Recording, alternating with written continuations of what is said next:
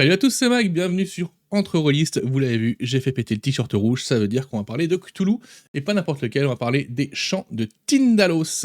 Un nouveau jeu de rôle indépendant qui sort sur la cosmologie, l'univers de Lovecraft. Est-ce que tout n'a pas déjà été fait là-dessus? On va pouvoir jeter un petit coup d'œil.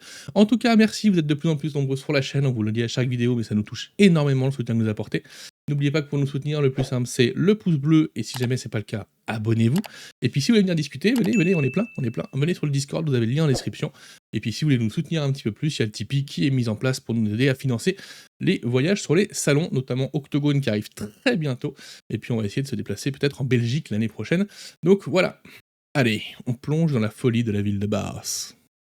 Alors, les Chants de Tindalos, ça se présente comment? Ça se présente sous, déjà, 3 decks de cartes qui s'appellent les decks de cartes de Perdre les pédales. On verra après dans les règles ce que ça veut dire et pourquoi c'est là.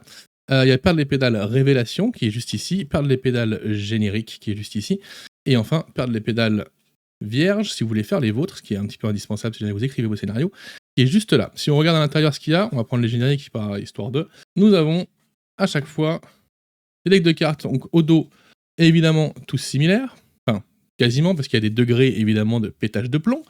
Et derrière, nous avons qu'est-ce qui se passe pour notre pétage de plomb. Vous devez vous mutiler gravement, etc., etc., etc. Et évidemment, vous en avez un sacré paquet. Ça marche par niveau, puisqu'il va y avoir des niveaux, évidemment, de pétage de plomb pour perdre les pédales. Et il y a aussi celles de révélation. Et celles de révélation sont liées en réalité à ce que va apprendre le joueur sur certaines choses qui vont apporter des cartes de perdre les pédales particulières. Et les vierges, si vous voulez que je vous montre une vierge, je peux également. Il y a tout simplement rien d'écrit et on peut, au marqueur, se faire ces cartes soi-même. Voilà. Alors, voilà pour les 3 decks de cartes qui sont indispensables. On va être très très clair puisque ça fait partie des mécaniques du jeu. Ensuite, nous avons un Wouzou. On ira jeter un petit coup d'œil après. En gros, ça va répertorier tous les PNJ que l'on va croiser dans le livre. Vous allez voir. Pareil, indispensable, vraiment. Vous avez l'écran du MJ, qui est en 4 volets, sur un carton extrêmement épais, ça fait plaisir, un écran qualitatif, et j'ai repassé en vue caméra de face, évidemment, pour vous le montrer. Hop. Alors, voilà ce qu'il donne. Donc on a une illustration avec des personnages qui sont pris au piège dans une grotte par des profonds. Donc 4 volets, avec une jolie illustration toute belle. Au dos, évidemment, vous allez avoir la tripotée de tableaux qui va vous permettre de jouer. Magie, sommeil, onirisme, extrêmement important dans le jeu. Le nom des PNJ.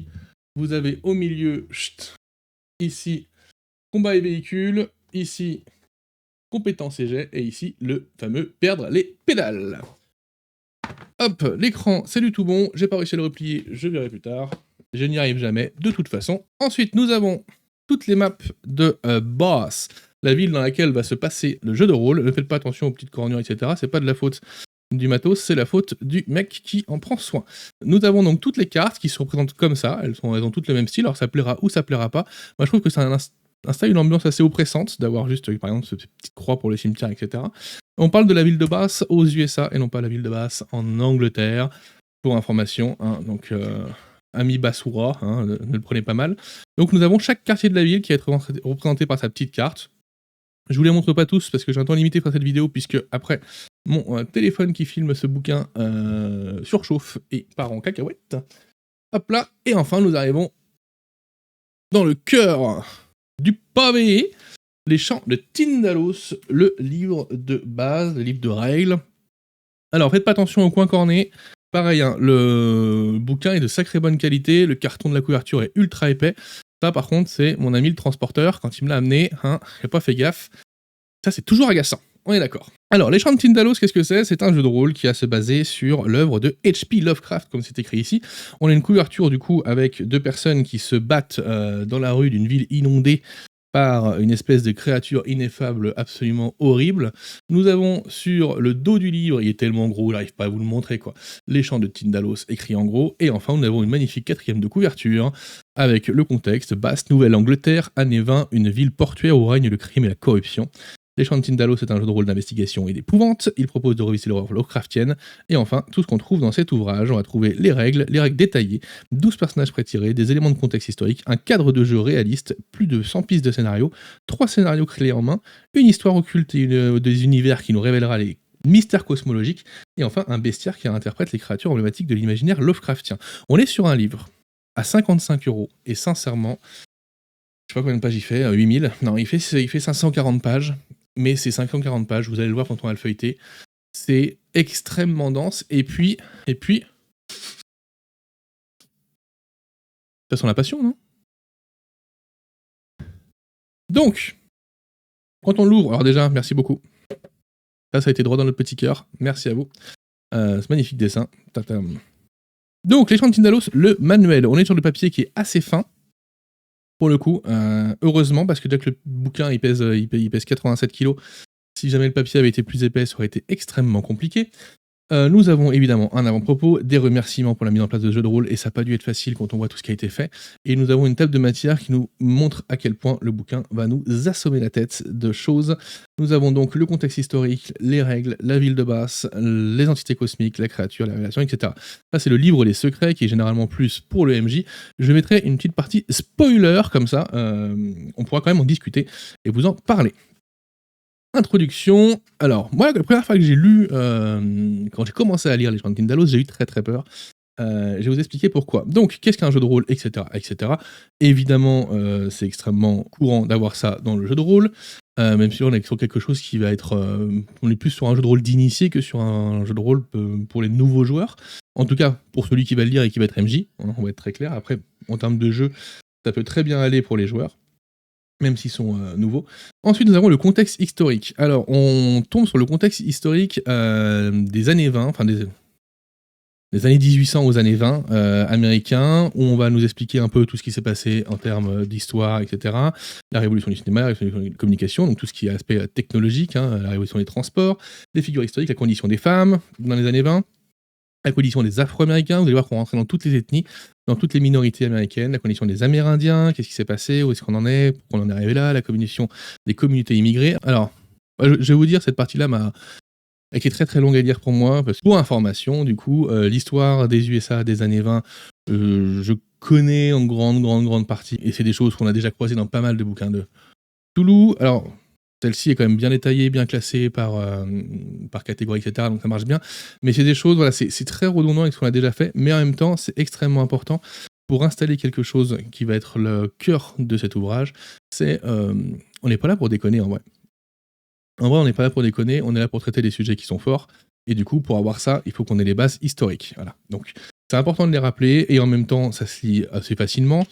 Petit paragraphe très, très clair sur chaque petits aspect, donc notamment sur tout ce qui est religion, sur l'occultisme et l'ésotérisme dans le milieu, les minorités sexuelles évidemment, les forces d'action fédérales, le crime organisé, comment ça se passait, la santé mentale, etc. Donc on a 50 pages 50 pages de contexte historique américain, où est-ce qu'on en est, pourquoi, etc. Comment on en est arrivé là, quels sont l'état de chaque minorité, quelle est la position de la femme, quel est, où on en, ce qu'on en est en termes de communication, en termes de transport, etc. Parce que pour pouvoir jouer, il va falloir qu'on ait un contexte historique en tête. Après, si vous voulez ne pas rentrer dans tout ce détail, vous pouvez ne pas le faire. Mais en tout cas, si vous cherchez des choses pour rendre votre partie intéressante, vous trouverez ce qu'il faut là-dedans. Pour moi, personnellement, ça a été rébarbatif, mais pas parce que c'est mal fait, parce que c'est quelque chose, j'en mange déjà toute la journée avec ma femme qui est prof d'anglais. Donc, l'histoire américaine, ça me gonfle. Les règles, passons au cœur du sujet. Alors, à chaque fois, on a des petits encadrés comme ça, vous allez voir. Et c'est intéressant, parce que là, c'est une petite note qui nous dit: lorsque nous avons créé les Chants de Tyndalos, nous avions pour objectif de créer un système permettant d'appuyer la narration. Nous avons voulu donner aux joueurs des prises, des points d'appui dans leur quête contre des entités cosmiques. Nous avons également souhaité que les meneurs disposent d'outils pour faire ressentir aux joueurs l'inexorable déchéance de leur personnage. Tout ça, c'est un peu ce qu'on nous promettait. Donc, Cthulhu Origins, par exemple. Et donc, on a la fiche de personnage, et pareil, premier coup d'œil sur la fiche de personnage, on a un petit peu peur, c'est très dense. Il y a beaucoup de choses, on voit qu'il y a 2 règles graduées ici, on voit que là, nous avons des caractéristiques au nombre de 5, après nous avons des socles derrière, des spécialités, nous avons des milieux qui sont ici, des déclencheurs, nous avons après une partie équipement armes, Nous avons quelque chose qui est lié à la dette de sommeil. Nous avons ici plusieurs parties sur le corps avec différents modificateurs. Enfin voilà, on se dit waouh, waouh, waouh, waouh, waouh, est-ce que ça va pas être une usine à gaz? Surtout que quand on retourne la feuille de personnage, pareil, on a une nouvelle règle graduée, un système de révélation, les contacts, les ressources, des arcanes, des possessions. C'est extrêmement dense, extrêmement complet. Alors on va être très clair, les règles des champs de Tyndalos sont assez denses, mais pas si complexes que ça. Alors elles sont extrêmement difficiles à expliquer. Je sais pas si je vais y arriver, parce que même dans le bouquin, elles sont assez difficiles à expliquer. Mais en fait, en jeu, ça passe tout seul, vraiment. Donc les caractéristiques, elles sont au nombre de 5. Nous avons le savoir, la perception, le charisme, l'agilité et la vigueur, tout simplement. En gros, quand on a 1, on est nul à chier. Quand on a 5, on est incroyable. Ok, donc 1, c'est par exemple en agilité. 1, on est sur Charles Xavier. 5, on est sur Spider-Man. Voilà. Les coups associés. Donc chaque caractéristique dispose d'un coût. Celui aussi représente le nombre de points de réserve. Parce que ici, si vous le voyez, on a un nombre de points de réserve ici qu'on va pouvoir utiliser au fur et à mesure. On a aussi une valeur défensive pour les caractéristiques, quand on va être agressé sur cette caractéristique. Nous avons ensuite, lié à chaque caractéristique, comme on le voit ici, des compétences socles, qui en gros vont être le savoir, les sciences, la recherche, la médecine, technique et industrie, etc., etc. Donc on en a pas mal, qui sont liés par exemple, celles-là sont liées au savoir, apparence, autorité, éloquence sont liées au charisme, bricolage, conduite, discrétion, soins et tir sont liés à l'agilité, etc., etc. Et ensuite on pourra avoir des spécialités, les compétences de spécialité qui vont aller dans nos socles. Par exemple, en agilité, j'ai la compétence bricolage, et dans cette compétence bricolage, j'ai par exemple réparation de table de jardin. Voilà. Je sais pas si ce sera super utile pour combattre les profonds et les chogottes, mais en tout cas, on l'a. Ensuite, nous avons la partie sur le milieu. Le milieu, c'est quoi? Ça va être les différents milieux sociaux qu'on va croiser dans la ville de Brass, hein, on va en parler après de l'univers et du contexte. En gros, pour éviter d'avoir à faire des jets de charisme qui soient équivalents pour tous les types de personnes, qu'on aille soudoyer le SDF ou qu'on aille parler au maire de la ville, on a différents types de milieux. Si on regarde ici, après je pense qu'ils sont peut-être plus détaillés plus tard. Les milieux, nous avons le milieu de l'académie, du commerce, de la culture, l'itinérant, laborieux, louche, occulte, ordre, politique et santé. Donc tout simplement, le milieu, la caractéristique du milieu va permettre d'ajouter des dés si on connaît bien le milieu ou non. Et suivant ce qu'on cherche à y faire, ça représente un petit peu l'affinité qu'on a avec cette classe sociale et ce niveau-là. Ensuite, nous avons les contacts et les ressources, évidemment. Et ensuite, nous avons toutes les variables du jeu. Il y en a une infinité. Donc, il y en a l'angoisse, on a la réserve, on a l'espoir, on a le sommeil, on a la maîtrise, on a la vitesse, on a l'intuition, on a les arcanes et on a la folie. À quoi elles servent, etc. Vous allez voir qu'elles ont tout un rôle. C'est pas pour rien. Et on les retrouve ici sur la fiche de personnage. Ensuite, liste des compétences de spécialité. Donc là, il y en a une liste de toutes les compétences de spécialité qu'on peut avoir. Blam blam blam, et résolution des actions. Alors maintenant qu'on a vu tout ça, on s'est bien fait peur avec la fiche de personnage, en vrai, comment ça se passe, les Tyndalos? En fait, c'est très très simple. Donc quand le joueur va tenter une action, il va lancer les dés à 6 faces, et il va obtenir des réussites. Ah oui, je connais, oui, c'est l'IR de Wanja, oui, je connais, c'est machin, Non, là on est sur quelque chose d'un peu plus malléable que ça, puisque le pool de dés va pouvoir être modifié, évidemment, mais le seuil de réussite aussi, de chaque dé. C'est ça qui va être intéressant dans le jeu. Vous allez voir, il y a un système de double règle qui marche plutôt très très bien. Donc le niveau de réussite, c'est le nombre de réussites qui permet de déterminer si l'action est un succès ou un échec, évidemment. Et le nombre de dés à lancer va être simple, c'est on ajoute les points de caractéristiques, les points de compétence socle, les points de compétence de spécialité s'il y en a, et si jamais c'est sur le milieu, par exemple, on ajoute les points de milieu. Par exemple, Victoria Hunter prépare son navire pour une expédition à la recherche d'une épave de Yarmouth. Elle doit effectuer un jet de faire des nœuds, une spécialité de bricolage, compétence socle d'agilité. Les circonstances ne posent pas de difficulté. Le niveau de réussite est donc de 1. Dorénavant, un tel jet sera noté agi, bricolage, faire des nœuds 1. Et ça, cette façon de résumer les jets, c'est vraiment excellent. En gros, j'ai pas la compétence, j'ai rien, je fais un jet uniquement avec mes dés d'agilité. J'ai la compétence bricolage, je fais un jet avec mes dés d'agilité plus bricolage. J'ai la compétence faire des nœuds, je fais un jet d'agilité, bricolage, faire des nœuds. La difficulté, elle est notée ici, elle est de 1. Ça, pour résumer les jets de dés, c'est extrêmement simple, et pour le coup, quand on écrit ces scénarios, qu'on joue les scénarios du bouquin, ça roule vraiment, vraiment, vraiment tout seul. Ensuite, on nous explique, Victoria elle a 3 points d'agilité, 2 points de bricolage, etc. Elle lance 5 dés, elle fait 4 réussites. Ok. Ça, très simple, on nous explique les nombres de réussites par rapport à la difficulté du test. du classique, du classique. J'ai pas rentré dans le détail de chaque page parce qu'on est à la page 59, il y en a 436 à envoyer. Donc on nous explique ensuite le seuil de difficulté. Le seuil de difficulté, c'est un modificateur qui va faire en sorte que vos réussites soient sur du 3+, du 4+, du 5+, du 6+. Ah, voilà. Le seuil de difficulté, il va pouvoir être modifié, par exemple, si vous êtes blessé, si vous avez une réserve trop basse, si vous êtes en manque de sommeil, ou si, on va revenir sur la fiche de perso, si votre personnage est trop tendu ou trop mollasson. Ici, nous avons une barre de tension. Une barre de tension qui montre à quel point votre personnage est tendu et concentré. Il faut savoir que dans les champs de Tyndalos, c'est important d'être quelqu'un de tendu. On va affronter des horreurs, on va affronter des trucs horribles. C'est important d'être sur le vif, sur le qui-vive, sur les nerfs, pour pouvoir agir vite, précisément. C'est ce qui explique que quand on va monter dans cette barre de tension, on va avoir des...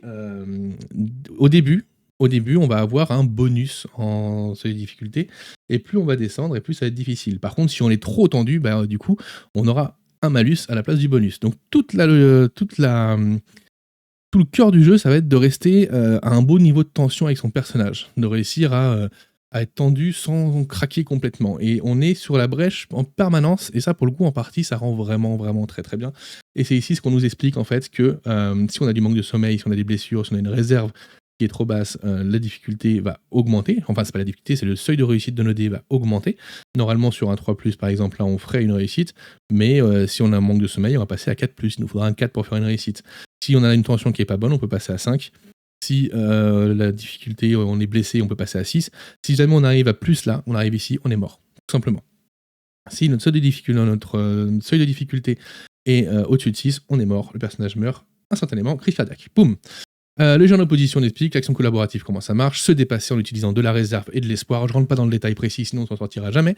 Des règles pour les courses-poursuites, etc., etc. Bon, la santé mentale. On nous explique qu'il y a plusieurs ressources. Du coup, on a l'angoisse, qui représente le niveau de tension habituel du personnage. En gros, c'est le niveau de tension en début de partie. Voilà, l'angoisse, c'est ça. En début de partie, le personnage, il est à temps. Ensuite, on a la tension. La tension, elle va varier pendant la partie. Mais attention, si on dépasse un certain seuil, arrêt cardiaque, boum, c'est fini. Ensuite, on a la folie, les points de folie qui représentent un élément psychique. Alors la folie, c'est assez spécial, puisqu'en fait, on prend des points d'XP de folie. C'est pas quelque chose qui va être... alors, on a une folie instantanée, on a des cartes, comme vous l'avez vu tout à l'heure, on a des cartes perdre les pédales, etc., etc.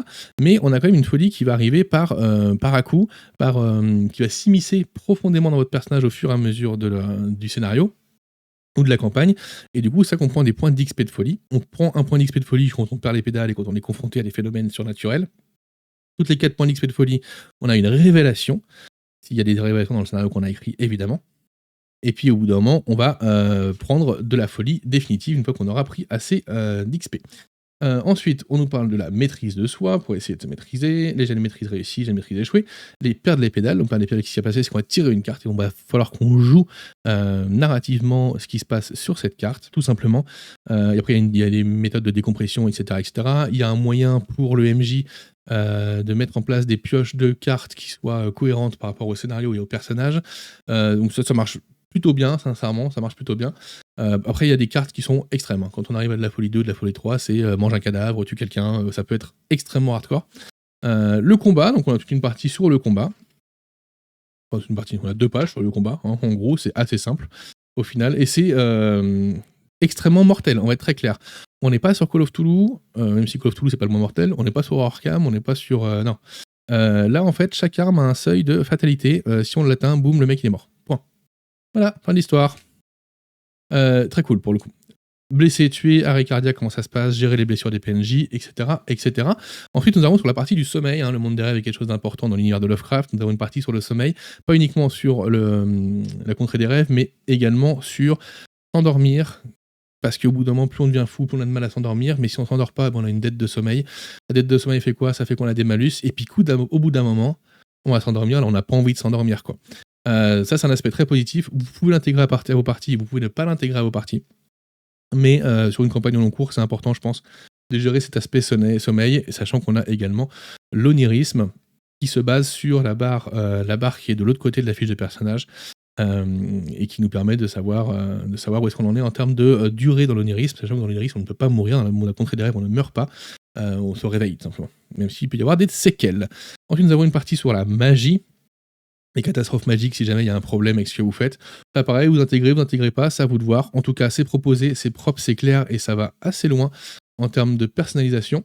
Les règles simplifiées, si jamais on veut initier quelqu'un, il y a un système de règles simplifié qui est très très bien, avec des règles modulaires, jouer sans les actions défensives, etc. etc. etc. Je rentre pas dans le détail, les règles sont extrêmement dures à expliquer, les règles fonctionnent vraiment très bien. Voilà.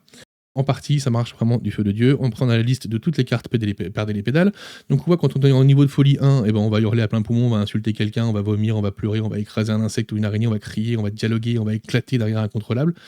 Niveau 3, on va démolir quelque chose, on va se présenter comme un prophète d'une entité supérieure, on va rouer de coups quelqu'un, on va mordre jusqu'au sang, on va pactiser avec le diable, on va aller à l'encontre du danger, on va révéler immédiatement un secret, on va asséner un coup de tête à une surface solide.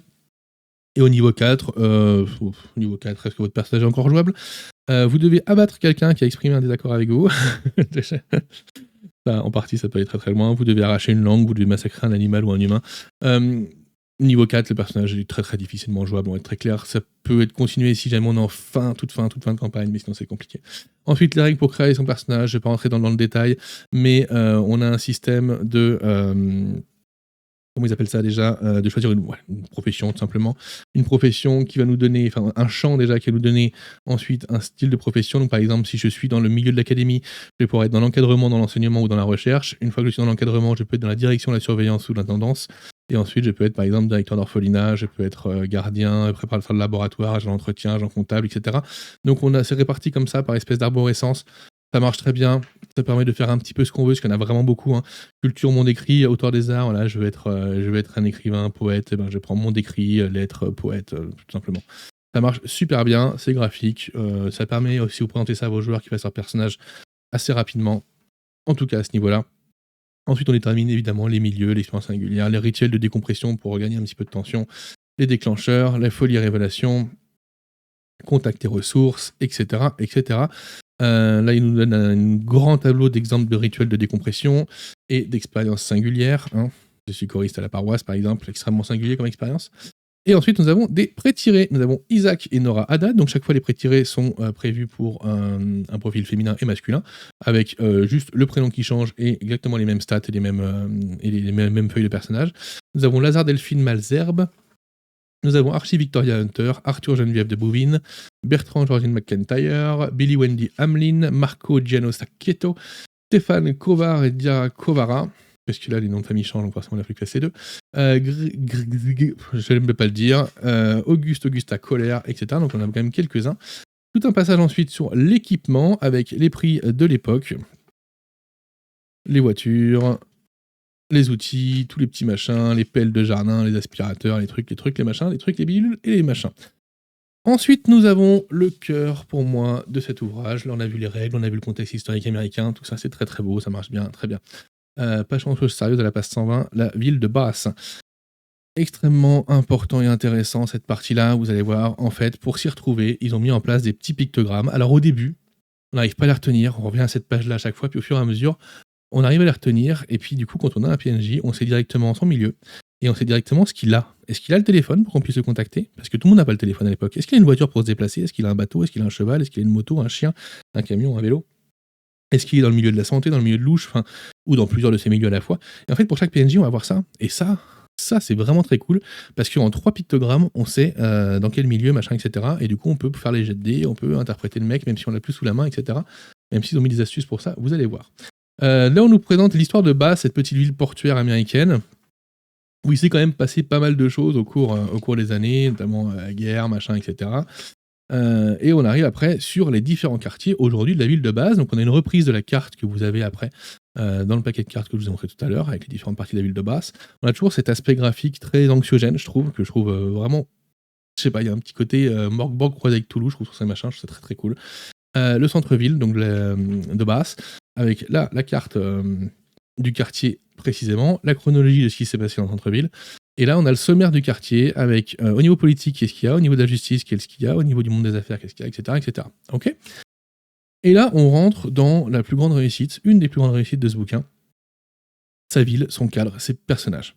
Donc, on a ici l'histoire politique récente de la ville de Bass. On est dans le quartier, c'est simple, hein, on est dans la partie politique de centre-ville, donc on est sur les gens qui sont à la mairie, forcément. Donc on rentre dans la partie politique électorale.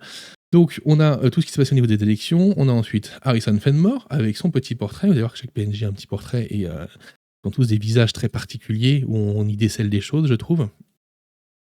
C'est un homme de 67 ans, parachuté. On voit qu'ici qu'il a un niveau 6, qu'il est lié au truc de la justice et à la politique. Il a le téléphone et une voiture. Voilà, ça, en 5 caractères, on a ce qu'il faut. Ensuite, on a quelques statistiques pour lui, et puis on a tout son portrait, son historique, sa réputation. Et là, il nous explique un petit peu les icônes, etc. Et donc, pour chaque PNJ qu'on va avoir, on va avoir ces petits trucs-là. Et puis, on va avoir une fois, toutes les pages, toutes les 2 pages, une piste de scénario par rapport au personnage en question. Par exemple, piste de scénario, le locataire du 3e étage. Monsieur Allen, le concierge de l'immeuble du 228 Main Street, est en proie à un dilemme. Les résidents vivent en bonne entente, mais des plaintes lui sont parvenues. Le locataire du 3e étage aurait tiré un coup de feu dans la nuit de mardi à mercredi. C'est pourtant le soir où le maire de la ville s'est rendu en personne dans l'appartement. La police ne semble pas prendre l'affaire au sérieux. Monsieur Allen demande alors à des amis de tirer tout ça au clair. Vous avez des écranges de scénar, vous en avez une quantité phénoménale, sincèrement.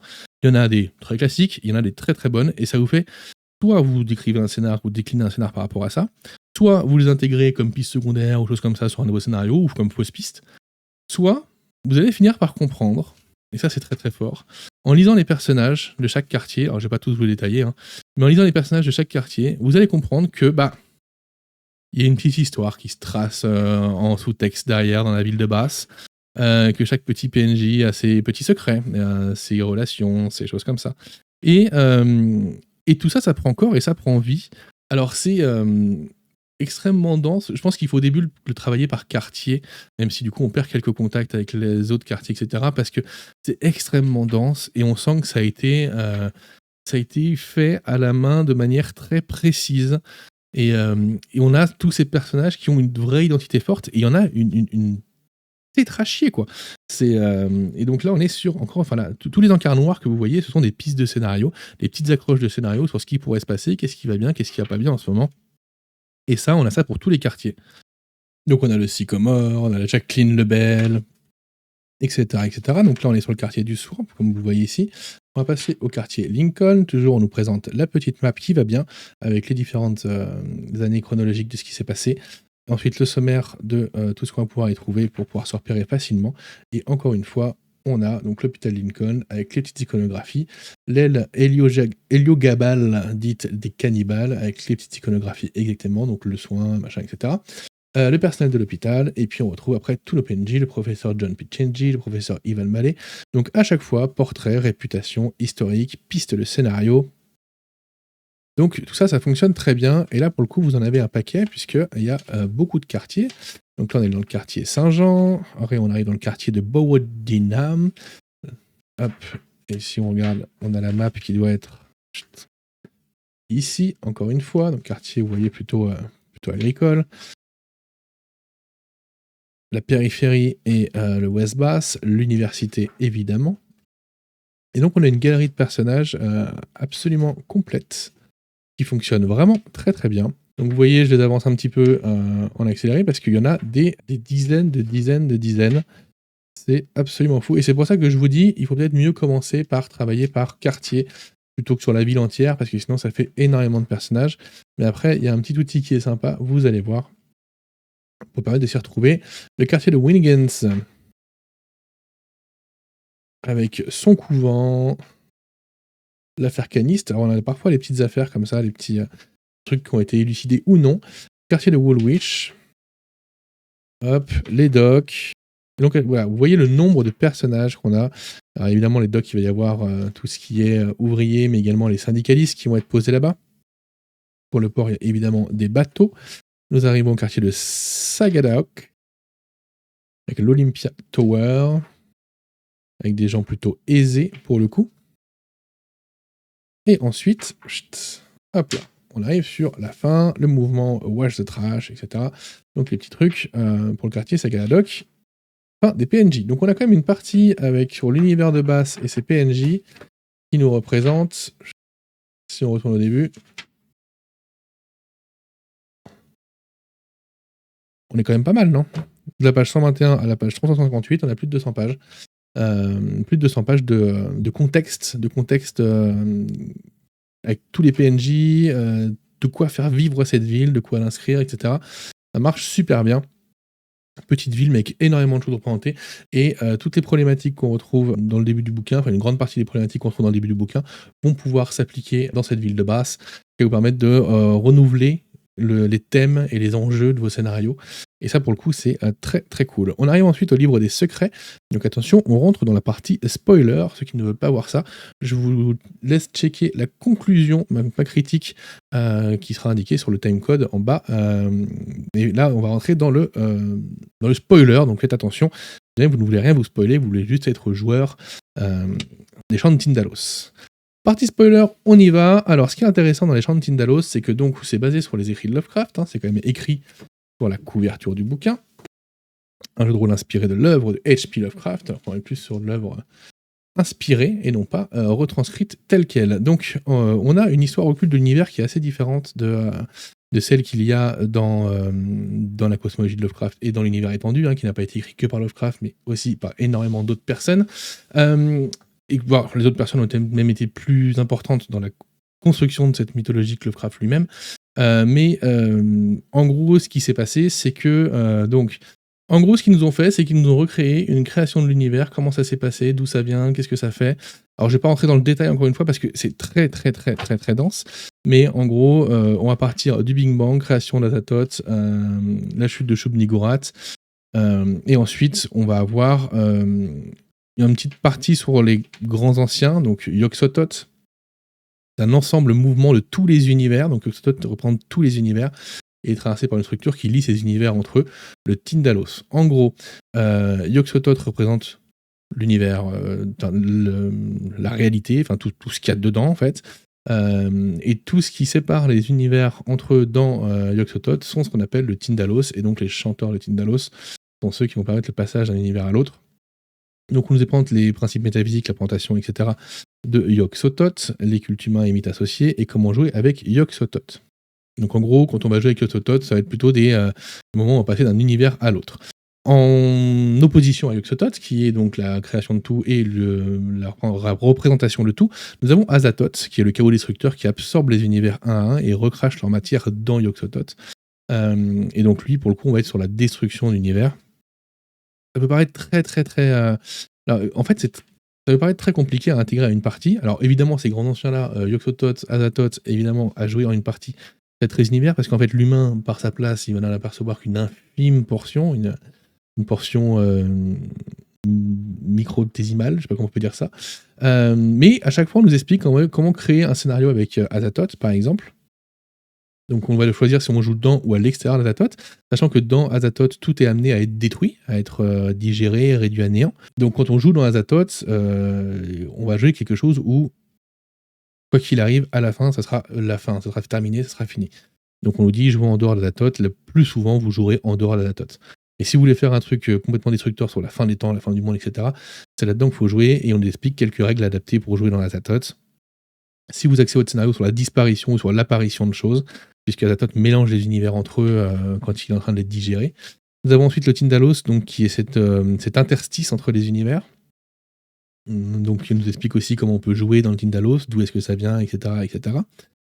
Et ensuite, nous avons le rêve, et donc la contrée du rêve, la capacité à rêver. En fait, quand on rêve, on va aller chercher dans d'autres réalités de Yog-Sothoth, dans d'autres univers. Et pour le coup, on nous parle de la part asturéenne de l'âme, qu'on a besoin pour pouvoir voyager dans ces univers, d'avoir une part asturéenne dans notre âme. Donc, c'est très compliqué à résumer les 200 pages de lore en très peu de temps, parce que la vidéo, le but, c'est pas qu'elle fasse 2h30. Mais j'ai trouvé ça extrêmement original, pour le coup. On est très très loin de la mythologie Lovecraftienne telle qu'elle apparaît habituellement, et en même temps, vous allez voir, quand on va resserrer l'échelle pour entrer dans quelque chose de plus humain, parce que là, on est quand même sur des choses qui sont métaphysiques, vous allez voir qu'en fait, on va retomber sur nos pieds avec notre bon vieux Cthulhu, notre bon vieux machin, etc. Et ça va marcher, ils vont nous expliquer un peu pourquoi Cthulhu, qui était un des grands anciens, pourquoi est-ce que lui, on peut le transpasser en bateau. Donc les chanteurs de Tyndalos sont, en gros, des personnes des créatures qui vivent dans l'interstice entre les univers et qui vont venir ponctionner des choses dans les univers pour les amener dans Tyndalos, donc dans cette espèce d'interstice entre les univers. On explique les cultes, comment les intégrer, comment jouer avec, etc. Donc ça, pour le coup, c'est très didactique à chaque fois. Pour chaque partie, il y a vraiment une partie comment on joue avec cette chose-là, et ça marche très très très bien. Nous avons ensuite Astur qui va chercher à récupérer sa cité de Carcosa qui a été explosée pendant une des grandes guerres, je sais plus comment ça s'appelle, l'Apokos. Je crois que c'est l'Apokos, mais c'est possible. En gros, Astur était un ancien chanteur de Tyndalos, et puis maintenant il veut reconstituer sa cité, et donc il va aller chercher les débris de sa cité dans les différents univers, dont le nôtre, évidemment. Donc il va dire Carcosa, évidemment.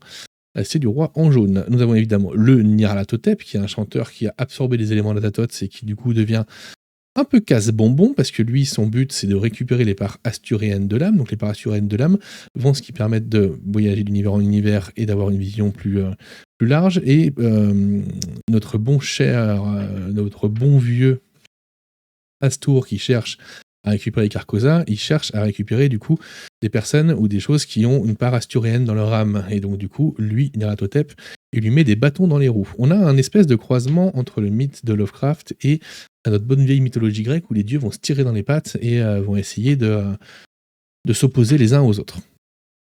Ensuite, nous arrivons aux créatures. Donc nous avons les serveurs de Nyarlathotep, donc des vampires, des sorciers, des loups-garous, les familiers, les sans-rêves, les morts-vivants, etc., avec des fiches de statistiques évidemment. Les Yiggs, donc le peuple serpent. Donc le peuple serpent est un peuple extraterrestre, dans cette version-là, un peuple extraterrestre qui est arrivé sur Terre bien avant, là on parle d'éons avant la création de l'humain, et qui a pris le pouvoir sur la Terre. Et en fait, ils ont lancé une grande guerre. Ils étaient très très avancés technologiquement, ils avaient des missiles et tout. Et ils ont lancé une grande guerre contre les profonds. Et du coup, après, ils se sont infiltrés dans les humains, hein, d'où le côté reptilien. Et donc on a tout ça, donc les dragons évidemment qui eux aussi existent toujours, alors sous différentes formes, hein, pas forcément sur le grand dragon rouge qui crache des flammes et qui a des ailes et qui vole dans le ciel et qui fait 15 mètres de long. Les Shoggoths, les Camazothes. Alors les Camazothes, c'est assez rigolo, c'est des créatures ailées anthropomorphes, donc notamment des gargouilles. Les Migos, évidemment, qui vont venir pour essayer de prendre votre cerveau. Shub-Niggurath. Donc voilà, il y a de quoi faire. Et en fait, ce qui est intéressant, voilà, c'est vraiment que, en partant de cette cosmologie très large, avec des enjeux très métaphysiques et très peu compréhensibles pour l'humain, on arrive sur des choses qui, en fait, vont rentrer dans le cœur du sujet et qu'on va pouvoir jouer en étant humain. On va pouvoir affronter ce genre de choses-là. Quand je dis affronter, je parle pas de tirer dessus à coups de TNT ou de sulfateuse. On n'est pas vraiment là-dessus, en réalité, dans les champs de Tyndalos. Notre bon vieux Cthulhu, en fait, qui n'est qu'un ersatz de Cthulhu, puisqu'il a perdu la part asturéenne de son âme qui est partie, donc il la recherche désespérément, et qui est accompagné de Hydra, qui gère la partie des profonds, et qui cherche à faire Dagon, qui est, selon la légende, censé arriver, puis qui n'arrive jamais. Et en fait, dans la société des profonds, il y a on peut se dire Dagon, et en fait, avoir une série d'épreuves, et si on n'arrive pas à les faire, on sera décédé et banni et tué. On peut jouer avec les révélations. Alors c'est quoi les révélations ? Les révélations, ça joue avec le système de cartes par les pédales, où on a vu que quand on allait atteindre certains seuils, on allait tirer des cartes des pédales, certains seuils de tension, etc. par exemple. Les révélations vont être des choses que les joueurs vont commencer à comprendre sur le monde qui les entoure par rapport au nombre, à la folie qui va augmenter.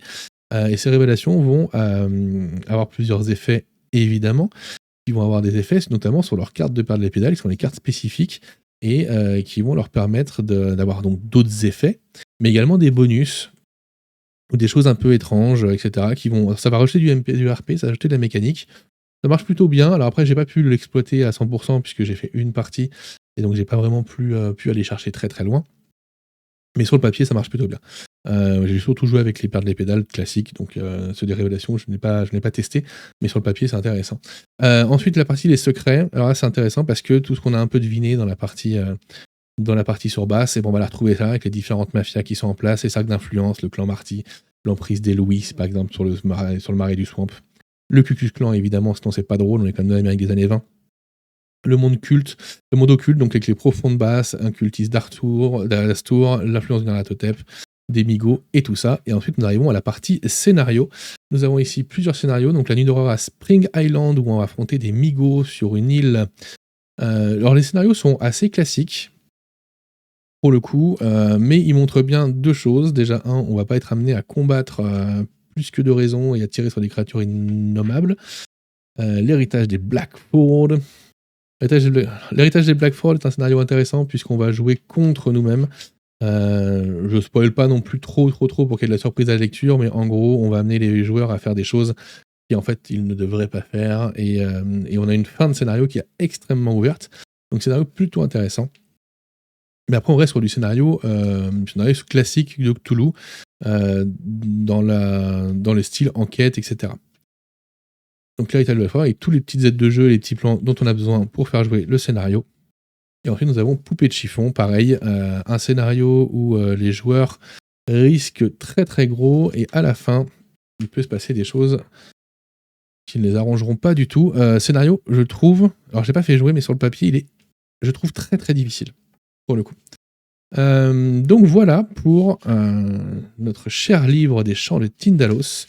On arrive à la toute fin, avec évidemment l'index, et alors là, l'index, il y en a dans l'index, hein. Il y en a puisqu'il y a tous les PNJ avec les pages de référence. Et puis, voilà, maintenant on peut l'avoir en gros, la fiche de personnage. Donc là, ici, avec notre barre de tension, on voit que la tension, notre seuil d'angoisse, ça va être le départ de notre barre. Alors, niveau pratique, c'est très intéressant, puisqu'en fait, le principe de ces feuilles de personnage, elles sont faites pour avoir les trombones de chaque côté, et on va déplacer le trombone là où on en est sur la barre, en fait. Je trouve ça extrêmement pratique, et pour le coup, ça, en jeu, ça marche bien. Le trombone, on le déplace, je suis à 10, je monte d'un, je monte le trombone à 11, etc. Donc on voit que quand on est ici, dans cette zone-là, on a moins 1 pardon, au seuil de difficulté de notre dé, c'est-à-dire que si là, ici, notre trombone, il est sur le 3+, boum, on va passer à 2+, donc on va réussir nos jets très très souvent. Par contre, dès qu'on va commencer à monter là, on a +1, -2, et pareil, si on n'est pas assez tendu, si on est un peu trop passif, trop menaçant, on va avoir des malus et également. Et pareil pour la barre de réserve, quand on arrive au moment critique, on a +1 ou +2 au seuil de difficulté, donc tac, tac, tac, tac, tac. Donc on voit que ça peut vite augmenter, si on est à +3 par exemple de base. Si on est un peu tendu, qu'on a 16-15, on passe à +4. Ici, on va passer à +5. Donc on se retrouve déjà ici, il suffit qu'on ait une blessure, on se retrouve à +6, une deuxième blessure, on est mort. Tac. Allez, merci, au revoir. Et donc voilà pour la fiche de personnage. Allez, on repasse en facecam et je vous dis ce que j'en pense. Alors, les chants de Tindalos, qu'est-ce que j'en ai pensé? Eh bien, écoutez, j'ai mis longtemps à faire cette vidéo parce que, comme vous l'avez vu, le bouquin est très, très, très dense et il faut le temps de laisser maturer un petit peu tout ça, et puis il faut le temps de le faire jouer parce que c'est très difficile à la lecture de l'ouvrage de se rendre compte de ce qui fonctionne et ce qui ne fonctionne pas. En tout cas, une chose est sûre, c'est que le bouquin, il a été fait avec amour, il a été fait avec des gens qui avaient envie de rapprocher quelque chose de nouveau aussi avec l'œuvre de Lovecraft, et pour le coup, toute la partie lore, mythologie, etc. est très intéressante et change énormément de ce qui a été fait dans les autres écrits ou le traitement qu'il a habituellement dans le jeu de rôle. Après, on a un bouquin qui, clairement, pour les MJ débutants, ça va être dur. Ça va être dur parce que tout le contexte de base est extrêmement dense. Alors oui, vous avez des petits outils comme le Woozoo, là, je vous montre rapidement. En gros, c'est l'annuaire de tous les personnages avec leur adresse, machin, etc. Ça, c'est très très bien. C'est même quasiment indispensable pour le MJ. On va être très clair. Après, voilà, c'est un univers de base qui est extrêmement dense, avec beaucoup de PNJ, énormément de PNJ. Donc c'est une force parce que quand on est un peu habitué et qu'on prépare bien ses parties et qu'on a un peu de bouteille, ça va être un moyen de rendre cette ville extrêmement vivante parce qu'il y a beaucoup de tensions, beaucoup d'enjeux, beaucoup de trucs entre les différents personnages. Donc ça veut dire que la ville n'est pas morte quand les joueurs n'agissent pas. Et ça, c'est très intéressant dans le jeu de rôle. C'est ce qui rend l'univers cohérent et crédible. Après, ça veut dire que le MJ doit avoir en tête énormément de choses, même si voilà, on fait le tri évidemment entre tout ça. Mais c'est un jeu qui va se bonifier avec le nombre de fois où on va y jouer, je pense, et plus on va retourner dans cette ville. C'est un jeu qui est un jeu d'ambiance et un jeu d'horreur. On est vraiment pas sur le côté pulp. Évidemment, il y a des règles de combat, évidemment, il y a des règles de course-poursuite, évidemment, il y a des armes, des machins, etc. Mais clairement, quand on voit la létalité des armes, on va pas se tirer dessus, parce que notre personnage il va peut-être réussir un combat parce qu'il aura fait le bon jet de dés, puis le deuxième il va mourir, quoi. Donc, je veux dire, on peut mourir en une balle. Techniquement, n'importe quel personnage peut mourir en une balle. Voilà, il y a le seuil de fatalité. Au bout d'un moment, si on arrive à faire le jet, la personne en face, elle est morte. Point. Il y a pas à tergiverser, donc clairement, l'affrontement entre humains va être compliqué. L'affrontement avec les créatures, c'est même pas la peine d'y penser. D'ailleurs, je sais pas si vous avez vu quand on a feuilleté le bouquin, mais on n'a pas de statistiques pour ces créatures, hein, on en reparle. Sous l'origine, par exemple, avec ses statistiques pour la couleur modifiée, etc.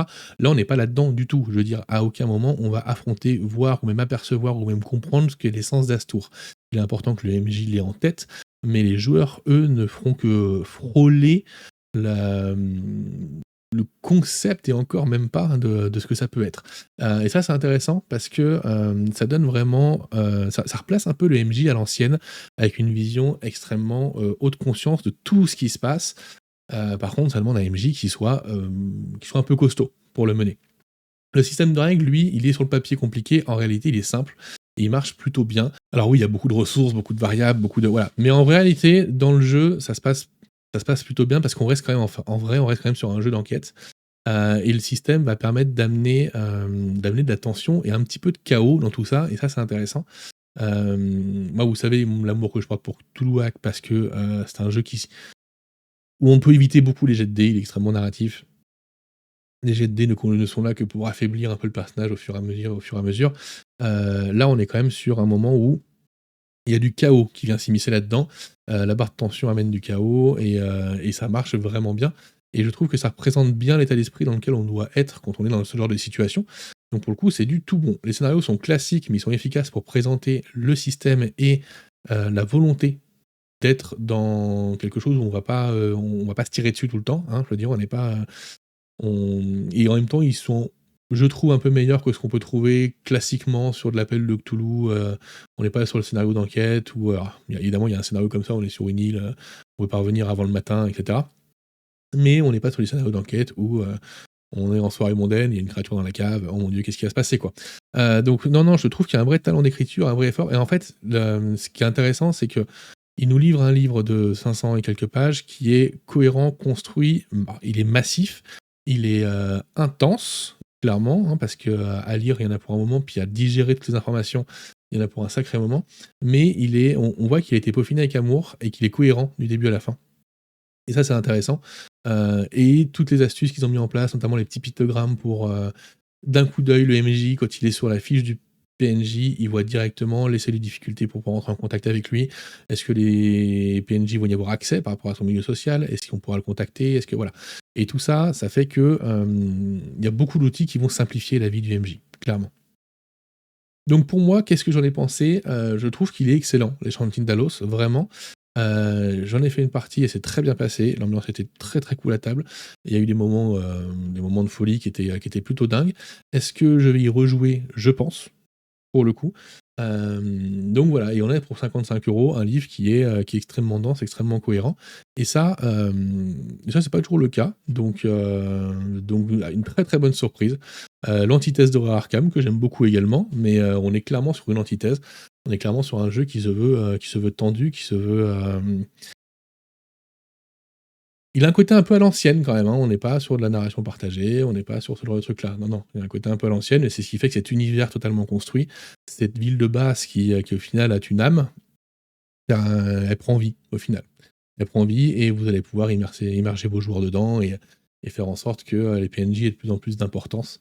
Et quand les PNJ ont de l'importance, pas pour créer du drama, c'est quand même beaucoup plus simple. Et voilà. J'espère que cette vidéo vous a plu en tout cas. On se retrouve très bientôt sur la chaîne pour la suite de nos aventures. Je vous fais des gros bisous et je vous dis ciao.